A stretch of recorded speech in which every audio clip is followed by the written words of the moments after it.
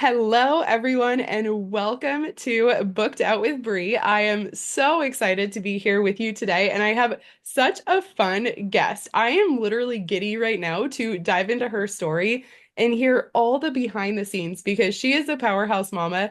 She had a powerhouse career. She went home to be with her kids, and now she's built the most amazing thing that's so different from her corporate career. Welcome, Amy. I'm so excited that you're here. Hi, Bree. Thank you for having me. I'm really excited to be here and talk with you. Amazing. Yes. So excited. And I know that everyone is just going to be blown away by your story. So, let me give a little background on Amy before we dive into her story. So, Amy Nash is the entrepreneur, working mom, and creator of House of Nash Eats, which is a popular food blog where she shares approachable, family-friendly recipes with a focus on seasonal ingredients, comfort food classics, and from scratch baking. That sounds amazing. Her love for food shines through in every recipe, drawing in millions of readers every month. Are you kidding me? What? We got to dive into this. Who trust her for reliable, delicious dishes that bring people together. Okay, listen to this, you guys. Before Amy started her food media site, she practiced law at a law firm in the Silicon Valley. Her and her husband live in the California Bay Area with their kids and Bernice Mountain Dog, and she has visited 49 of the 50 states, loves international travel to try the food. Me too, we got to talk about that, and would rather listen to an audiobook or podcast over music. Her debut cookbook, which is what we're talking about today, House of Nash Eats Every Day, was just published and has been a huge and exciting new undertaking. Like, where do we even start, Amy? This is so juicy. Wherever you want. Oh my gosh. Okay. So I'm fascinated by the fact that you built a law career. And then I want to hear all about that. You built a law career. What made you decide to go into law? And then what was the moment where you're like, you know what? This is not it. I want to be home with my children. So I had like a real life legally blonde moment where I never planned to go to law school, but my husband, we were married. We'd been married for a year and he was like planning to go to law school and he was taking the entrance practice exams. And I looked over his shoulder and realized they were all these logic puzzles, which I did logic puzzles as a kid. Like for Christmas, I was really nerdy and I'd ask for logic puzzle books and I loved them. And I was like, these are so fun. Let me take a practice exam with you. And then, long story short, it was great. I loved it. I was like, this is a perfect fit for me. Maybe I should go to law school. And we ended up going to law school at the same time. Oh my gosh, how funny. It was like that moment you're like, wait, I've always been cut out for this. Like I'm made to think like a lawyer. Yeah, and it was a perfect fit. It was a great fit, and I absolutely loved law school. And then from there, I went on and I had a job doing white collar criminal defense in Palo Alto in the Bay Area of California, which I practiced at, and it was great. Like it was great practice, but my husband and I were both working for big firms, and my practice was really intense. There were long, long hours. And when our oldest daughter came along, I went back to work and I worked for a while, and it was a lot. It was a lot with two big law careers. And we decided one of us needed to stay home, and I said, hey, I'll do it. So I stayed home. And then we had our second kid. And I found that my kids napped a lot, and I wanted something more. I wanted something that was still me. I felt like I was missing. I was always like a hard worker, high energy. I had a lot to do, and I was missing something, some part of myself that I had to find. And I had a friend who knew I loved to cook and bake and take photos also. And she was like, you have this skill set for a blog. Like, you should start a blog. And so it was a friend who encouraged me to do it. And I started my blog almost 9 years ago and kind of just grew it from there. Oh my goodness. And I bet I can imagine 9 years ago was really a prime time to jump in before the internet world today that we know it was like this crazy and everyone's, doing their thing online. Like, what a perfect time to kind of carve your mark in the industry and your name. Yeah, it was great. I'm really glad I started when I did. I'm not an OG blogger who started food blogs really started around like 2008, 2009, and I started mine in 2016. But it gave me a lot of time to get my site up and running and a lot of content out there before the pandemic hit. And most people during the pandemic started doing a lot more cooking and learning a lot of these skills with the time that they had on their hands. And I was already positioned for that. And so a lot of food blogs really took off during COVID. Yeah, makes complete sense. So, at what point in your life did you realize that you also really had a love and a knack for cooking and ingredients and flavors? So I have always loved to cook and bake ever since I was a kid. When I was a sophomore in high school, my mom went back to college to get her master's degree. And there were 5 kids in my family. So we were a family of 7. We were living in Nebraska. She had to drive 2 hours each way, 3 nights a week to do her college classes, which was really inspirational to me and like set this incredible example, like of valuing education. And I think laid the groundwork for me to start my career, my second career as a food blogger and mom later on. But during all of that, the very first night, my dad made dinner for us, and like it was terrible. She was like, "Amy, you're the oldest daughter. You're gonna have to cook." And so for the rest of high school, 3 nights a week, I made dinner for a family of 7. So I learned the basics pretty early on. It wasn't anything fancy, like it was pretty standard fare, but I learned how to get dinner on a table for a lot of people and the timing that goes with it. I enjoyed it. And so that's something that I've always liked. And then even during last law school, I was the friend who would show up to the study group with French macarons that I was trying to learn how to make, things like that. Oh my gosh. Where were you when I was in college? Or even now? I'm so excited to check out your cookbook. That's amazing. Wow. I mean, what a great way to learn like the real of cooking and kitchen by feeding a family of 7 as a teen, in high school. Like that's wild.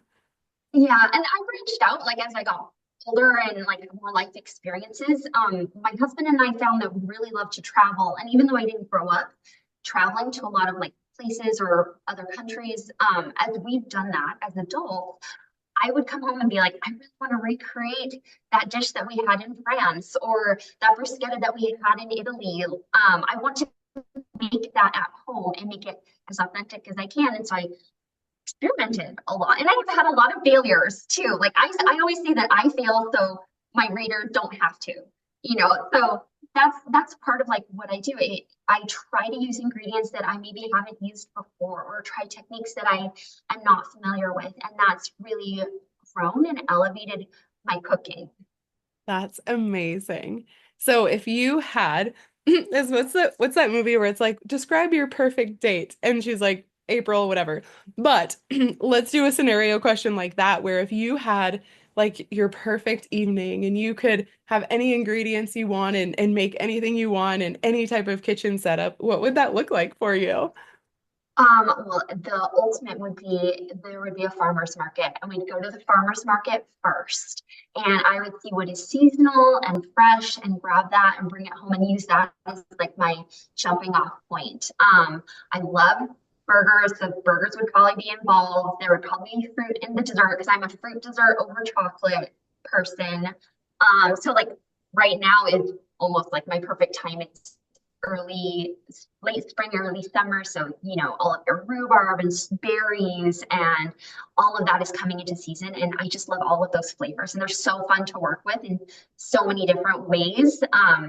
Sweet, savory. So maybe I would make my rhubarb barbecue sauce and brush that on some grilled chicken and then do some kind of like fruit tart for dessert inspired by our travels in France. Oh my gosh. Okay, well let me know when you're cooking and I'll be over. Come on over. Oh, that sounds amazing. How fun. Okay, I'm curious to hear. And I don't know, like, okay, so I'll say my husband is very logical, rational, practical. He does not like social media. And so, like, the world of what we're doing and like online business and all that, he's like, it's just another world. So I'm curious when you told your husband, oh, honey, by the way, I'm going to start a blog and like build this business around it. Was he like, what? Or was he like, yeah, girl, go get it? So he's always been super supportive of me. Like he's been great. And I told him because I knew early on that there were some bloggers making money doing it. I knew that was a possibility going into it. And I said, look, we've got 5 years before the girls are in school full time before I would even consider going back to my law practice. Let's see what I can do in those 5 years. Like maybe I can turn this into a business that would make it so I could stay at home and keep working for myself. And he was like, great, go for it. And I think my first month that I had a paycheck from the blog, I made like $4.50, something like that. And I was like, hey, if I can make $4.50, let's double it for the next month. And then I think I made like $50 the next month. And I was like, we can do this. Like, we can make this happen. And it just has grown from there. So now I'm at a point where like I would not want to go back to practicing law because I earn enough as my own business, which is now an LLC, and I have products and I have ads on my site, and I'm still taking my girls to swim practice and picking them up from school every day and volunteering in their classrooms. And I'm making that work while also running my business. And it's grown to the point where I've been able to hire other stay-at-home moms to work for me and help me doing things that I don't love to do on my own anymore. Like it's so much grind because there's so many different areas with a blog, with social media, with Pinterest, with Facebook, like all these different places. I've been able to hire out some of the things that I don't personally love. So I can focus on my strengths, which are the creative aspect, creating recipes, doing the photography, the art portion of it that gives me joy and energy and like that I can bring to life while I hand off some of the administrative tasks to other people where it's their strength. Like I recognize that I'm not good at everything. I'm good at some things and I can hire the right people to do other things better than I can do. Oh, I love that. Yeah. Well, that's amazing because I train virtual assistants and help them provide that kind of support. So I absolutely love that. Can you talk a little bit about your mindset as a business owner? Because I think there's this push and pull, right? Of like a solo entrepreneur who's like, okay, we're doing the thing, I'm starting to earn money. And then it's like that leverage and like scalability conversation where you decide to like let go of control and all the things and be like, okay, I'm gonna bring in team. Like what was your thought process around that? And even like navigating, initially bringing on team and like handing off things that you're like, wait, but I've always done that. So I've always treated it instead of as letting go, I treat it as an investment. And when I think about like an investment has some risk, but if you invest in the right things and you're smart about it, you'll get a return on that. So I remember when I started making even a little bit of money at all, I was like, I'm going to take all of this money and put it into somebody to manage my Pinterest because I did not want to manage my Pinterest. And it freed me up to do other things, which I knew would let me grow the business even more. So it's letting go of something and it's letting go of control, but it's investing in my future, the future of my company, and allowing me to do things that I wouldn't be able to do if I didn't take that risk and make that jump. And there's been mistakes along the way. There's definitely like a learning curve and some things I've had to like pull back. And there have been times when I have a writer who I just loved, and she left to pursue other things, and that broke my heart. And it was really hard to find another writer after that. So I've gone through a number of writers who help me update some of my older content or write some new posts when I'm overwhelmed with other projects. So I've had to learn skills like interviewing people, like and firing or letting people go. Not firing. I haven't fired anybody, but I've had to let people go when things just haven't worked out quite the way I had hoped they would work, or move them into other roles. And all of that was new to me. Like I didn't learn that in college. That's something that I have learned on the go. And fortunately, I've had really great mentors and friends within the industry who have talked to me a lot about what to do. We share things. We have mastermind groups where like a handful of us get together every other week and we talk about our businesses and what's going well, what we can do better, and we share ideas. And that has been so amazing because I didn't know going into this whole experience that I'd make some of my best friends and be like so inspired by other women doing this. I did not know that it existed and that it would turn into what it is. So that's been really great and like a huge joy for me to like make some of my best friends in the blogging world. Wow, that's amazing. I've definitely found that too. Is like, you're like, oh, I'm gonna start a business and make some money and do work I love. And then the people are like 100% the best part of it, like who you meet and the community and all of that. So I absolutely love that. Yes. And such a powerful perspective on team building. And that's always been my mindset too. So I love that you shared that. And yeah, it's just, why would you do it all alone when you can stay doing what you love and have other people whose zones of genius can plug in and help expand the capacity of your business on a day to day. Such a no-brainer. Yeah, for sure. And at this point in my life, I have my oldest is, she's a teenager now, and so now I'm working with my girls to like kind of bring them in even more and have them see like this is what mom does and here's how they can contribute and help and grow. And so I feel like I'm setting a good example for them. I know she took a photography class, a digital photography class, and she came home from school and she was like, Mom, I didn't realize this is what you do every day. And I was like, yeah, like you've seen me take photos for years and edit photos. And yeah, this is what I do every day. And she's like, Mom, you have the best job. This is fun. And I was like, yes, exactly. Wow. Isn't that so powerful to think that like you're building this legacy for your family that like your kids get to be a part of and like what? I mean, and just to show them. Okay, this is an interesting question and topic of conversation. So, the careers that we've built I don't think require college. That being said, I went to college and I loved my college experience. And like if my daughters went to me and were like, I didn't want to go to college. I don't know. My kids are still really young too. So who knows what that landscape will look like. But like, do you have any reflections on that with the business you've built? Yeah, I definitely do. And I have strong feelings about it because I did college and then I did law school. And sometimes I get people asking, like, oh, do you feel like you're wasting your law degree? And I don't feel that way at all. My law degree involved a lot of writing, a lot of research, a lot of persuasive argument and explanation. And I use all of those skills when I'm working on my site, when I'm reviewing contracts with brands. That's contract law. That's a topic that I studied. The writing, the persuasive writing and explanation is something that I had to do to judges and juries and help them understand why my position was right. And it's the same thing with the recipe. Here's why you want to make my recipe.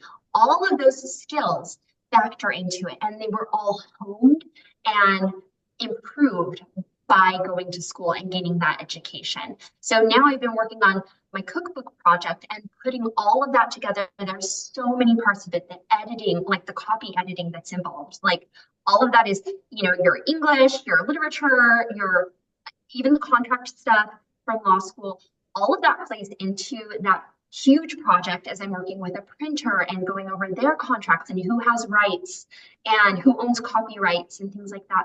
That all factors in. So I think it's super, super valuable still. Yeah, I love that. Absolutely. I mean, in some ways too, it's such a beautiful, soft landing into adulthood where you're still safe, but you're on your own and you're stretched and yeah, learning. So yeah, I love that perspective. And it's like, even though I think back, I'm not using my degree so much, but at the same time, there's like gold nuggets that I know have shaped who I am and what I'm doing today. So I love it. I feel like school also like helps you learn how to learn.